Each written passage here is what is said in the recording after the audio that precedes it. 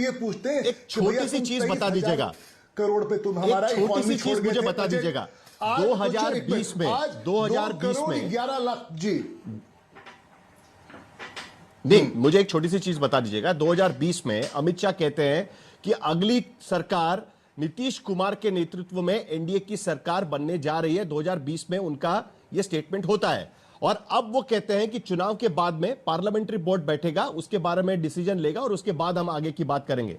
ये दो स्टेटमेंट्स में फर्क क्यों है? नंबर एक। नंबर दो, जो क्लैरिटी 2020 में थी कि सरकार बनती है तो नीतीश कुमार ही मुख्यमंत्री बनेंगे, यह क्लैरिटी इस बार क्यों नहीं मिल पा रही है? या नंबर्स पे डिसाइड होगा, जिसकी ज्यादा सीटें उसका मुख्यमंत्री यही बनेगा बिहार में? देखिए, हम एक जर्नलिज्म एक होता है मिस्chievous जर्नलिज्म। आप ये देखिए, अमित शाह जी दो चीज कहां बोल रहे हैं, किस वक्त बोल रहे हैं। एक कलकत्ता में बोल रहे हैं, किस संदर्भ में इंटरव्यू दे रहे हैं, और फिर यहां क्या बोल रहे हैं। अमित शाह जी हर जगह जस्ट प्राइम मिनिस्टर की तरह क्लियर हैं कि नीतीश कुमार जी के अंदर इलेक्शन हो रहा है, और हम लोग उसके बाद बिहार में डेवलपमेंट का रास्ता बता रहे हैं।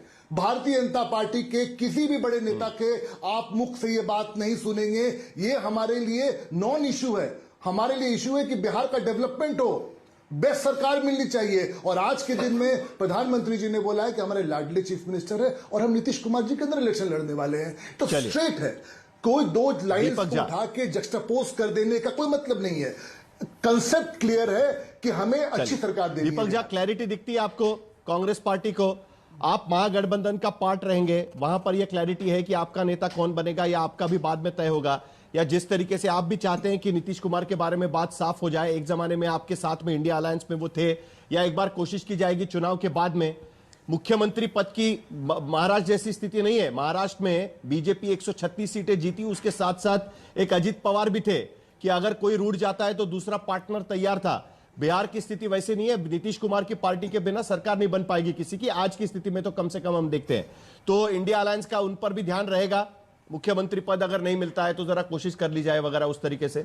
साहिल भाई, यहाँ पे बहुत सारा बातें हो चुकी हैं। भाजपा प्रवक्ता कंफ्यूज हैं, हमारे वाजपेयी जी कंफ्यूज हैं, कह रहे हैं कि मोदी जी को घोषित नहीं किया गया था। बड़े बड़े स्लोगन चलते थे, बहुत हुई महंगाई की मार, क्योंकि महंगाई भूल चुके हैं, भ्रष्टाचार भूल चुके हैं, इसलिए अब इनको याद नहीं आता कि अब की बार मोदी सरकार का नारा दिया गया था 2013 से 2014 के बीच में, चुनाव से पहले। प्रत्युष कंठ जी भी भूल चुके हैं। ये परिवारवाद की बात करते हैं। भाजपा में परिवारवाद बांसुरी स्वराज, प्रवेश वर्मा और अनुराग ठाकुर और पीयूष गोयल, इनको नहीं दिखेगा। अमित शाह का लड़का आईसीसी का चीफ बन सकता है, बीसीसीआई का चीफ बन सकता है। ये परिवारवाद नहीं है, क्योंकि उठा के दरी वाले को बना दिए। अरे क्यों नहीं बना दिया साहिल जोशी को बीसीसीआई का चीफ सेक्रेटरी? क्यों नहीं बना दिया सेक्रेटरी? अरे भैया, मुझे नहीं बनना है। अरे दीपक झा, मुझे नहीं बनना है मेरा, और ना ही बीसीसीआई कोई राजनीतिक पार्टी का अखाड़ा है, कोई राजनीतिक पार्टी नहीं है। आप कहां मुझे उसमें मैं वही कह रहा हूं। आप अपनी बात करिए, आपको बनना है तो बता दीजिएगा, मुझे बीसीसीआई में नहीं जाना है। सुनिए, यही साहिल भाई बात क्या है कि भाजपा को अपने तो नहीं दिखता और दूसरी जगह परिवारवाद दिखता है। इन्होंने एक बड़ी अच्छी बात कही कि लालू यादव का बेटा बनना चाहता है मुख्यमंत्री। अरे भैया, तो नीतीश कुमार जी का भी बेटा मुख्यमंत्री बनना चाहता है, तो आप उसको सपोर्ट करेंगे कि नहीं? बात बड़ी स्पष्ट है। निशांत कुमार जी को अगर मुख्यमंत्री बनाया जाएगा, भाजपा सपोर्ट करेगी नहीं।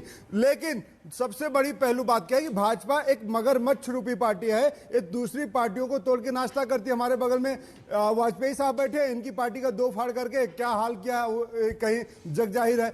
महाराष्ट्र में क्या हाल किया शिंदे ग्रुप का और शिवसेना का जग जाहिर है। और इसी तरीके से अनेक उदाहरण है, कई पार्टी कई नेताओं को इन्होंने तोड़ा है। तो अब एक बात याद रखिएगा, लेकिन नरेंद्र मोदी जी को इतना आसान नहीं होगा, क्योंकि दो बैसाखी इनके पास है, एक नायडू एक नीतीश कुमार। अगर नीतीश कुमार को लाल आंख दिखाएंगे, जो कि चाइना को नहीं दिखा पाते, तो नीतीश कुमार कहेंगे नरेंद्र मोदी जी अब आप बस करो, प्रधानमंत्री की कुर्सी में गिरा दूंगा आपकी। तो दोनों एक दूसरे को लाल आंख दिखा सकते हैं। बड़ा इंटरेस्टिंग पॉइंट होगा, क्योंकि नरेंद्र मोदी, नायडू और नीतीश के बिना कुछ भी नहीं है।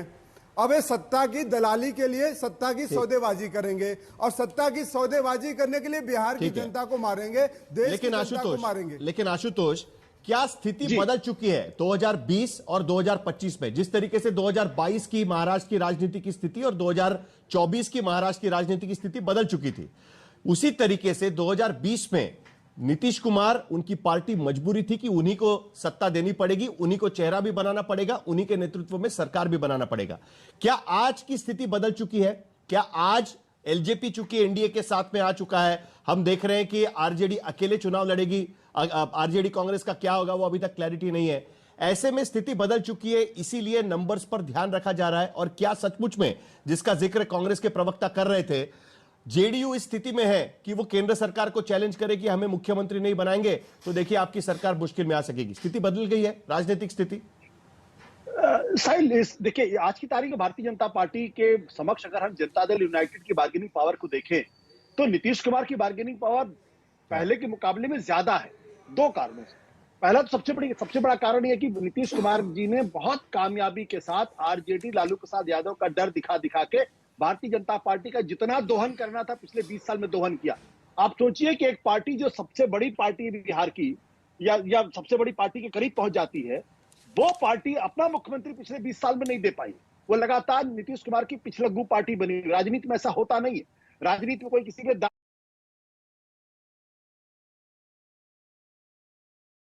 नीतीश कुमार दूसरा, लेकिन उनका ये तो घट रहा है ना।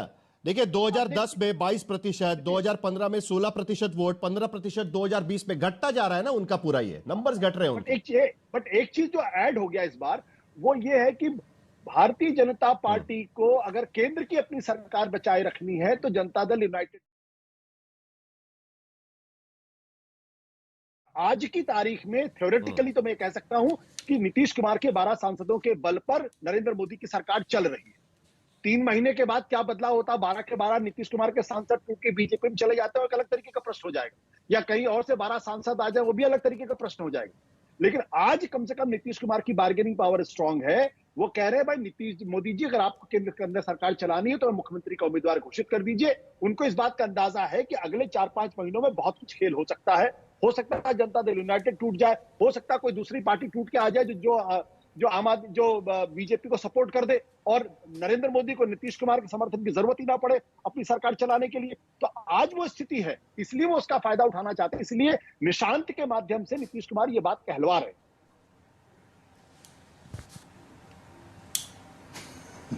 जी देखिए यही बार्गेनिंग पावर है जो हम स्क्रीन पे यहां पर दिखा रहे हैं कि जब साथ में लड़ते हैं नीतीश कुमार बीजेपी से, तब पिछड़ा वर्ग के 58% वोट मिल जाते हैं एनडीए को। उसके साथ साथ कुर्मी कोयरी के भी वोट उनको बड़ी संख्या में उनको मिल जाते हैं। यही तो उनकी बार्गेनिंग पावर है अनुप्रिया जी। इसी बार्गेनिंग पावर के बल पर देखिए ये पिछड़ा वर्ग के 58% लोग वोट मिलते हैं एनडीए को, महागठबंधन को महज 18% रह जाते हैं। कुर्मी 81% वोट एनडीए के खाते में चले जाते हैं। कोयरी समाज के 51% वोट एनडीए के पाले में चले जाते हैं जब बीजेपी के साथ में नीतीश कुमार लड़ते हैं। यही बार्गेनिंग पावर होगी अनुप्रिया जी, जिसके आधार पर जो आशुतोष कह रहे हैं या कांग्रेस के प्रवक्ता कह रहे हैं केंद्र को लाल आंख दिखाकर मुख्यमंत्री पद अपने कब्जे में किया जाएगा। अभी भी आपको लगता है कि नीतीश कुमार ही मुख्यमंत्री बनेंगे, या जिस तरीके से वाजपेयी जी कह रहे हैं या बीजेपी कह रही है चुनाव के बाद 3 पार्टी के नेता बैठेंगे और तय करेंगे कि कौन मुख्यमंत्री बनेगा? साहिल जी, एक बिहार में भी नारा है और मैं आपको निश्चित तौर पे मैं कह सकती हूँ कि आगामी चुनाव में आपको एनडीए के तमाम नेता आपको ये बोलते नजर आएंगे कि 2025 में 225 फिर से नीतीश। और जो जिन बातों को आप अपने स्क्रीन पे दिखा रहे हैं, वोटों की प्रतिशत दिखा रहे हैं, मैं एक बात बहुत स्पष्ट कहूंगी, नीतीश सबके हैं। क्योंकि आप कुछ विगत एक वर्ष पहले आपने देखा होगा कि माननीय मुख्यमंत्री जी के नेतृत्व में बिहार में जातिगत जनगणना होती है और आरक्षण की सीमा को बढ़ाया जाता है।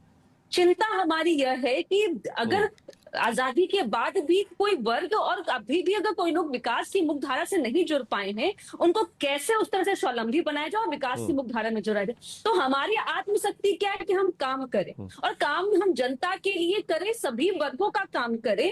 तो हम यहाँ कहीं पे भी एनडीए के अंदर बार्गेनिंग की स्थिति नहीं है, मैं बहुत स्पष्ट कर देती हूँ। लेकिन यही सवाल मैं आपसे एक विनती करूंगी कि आप विपक्ष से पूछ लीजिए क्या होगा। आरजेडी क्या पूछेगी कांग्रेस को कि या 2024 के जैसे ही वैसे करेगी, अपने कैंडिडेट की लिस्ट को तैयार कर देगी, राहुल गांधी जी से बात नहीं करेगी? पप्पू यादव आपको कांड याद होगा, पप्पू यादव किसके हैं पता ही नहीं चल पाया। पप्पू यादव कहते हैं मैं कांग्रेस का हूँ, आरजेडी कहते हैं कि भैया हमको नहीं पता, कैंडिडेट लिस्ट क्लियर हो गया, और महागठबंधन में सिर्फ फुटबॉल होते रहा, बताइए। और एक बात और भी, आपने सुना साहिल होगा जी। आरजेडी के नेताओं का बयान कि हमें कांग्रेस के कारण हमें नैया डूब गई, तो साथ लेगी कांग्रेस को, या कांग्रेस इसी तरह जीरो पे आउट होते रहेगी? ये बात तो है। चलिए अनवर पाशा, आप जवाब दे दीजिएगा। क्या पिछली बार की तरह सीट डिस्ट्रीब्यूशन होगा, गड़बड़ी होगी आपस में, जैसे महाराष्ट्र में भी हमने देखा बहुत सिर फुटबॉल हो चुका था? हमारा जो गठबंधन है, महागठबंधन जो है कांग्रेस के साथ या वाम दलों के साथ, वो बिल्कुल इंटैक्ट है। हम साथ मिलकर इलेक्शन लड़ेंगे। अब तक की हमारी ये स्थिति, ये पोजीशन है। रही बात बिहार के विकास की, तो मैं थोड़ा सा डिफर करूंगा आशुतोष जी से कि बार्गेनिंग